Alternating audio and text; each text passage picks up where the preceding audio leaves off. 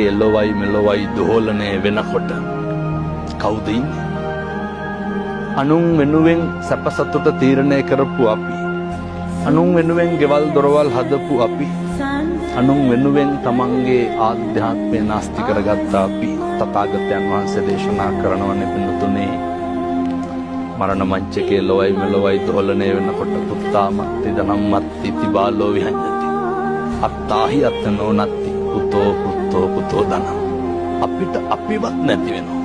මරණානුස්සති කමඨහං දේශනාවේ තථාගතයන් වහන්සේ බොහොම පැහැදිලිව දේශනා කරනවා, ඔත්පොළ වෙලා ඉන්නකොට එළවයි මෙලොවයි දෝලනය වෙනකොට මිනිස්සු පුදුම විදිහට අසරණ වෙනවා.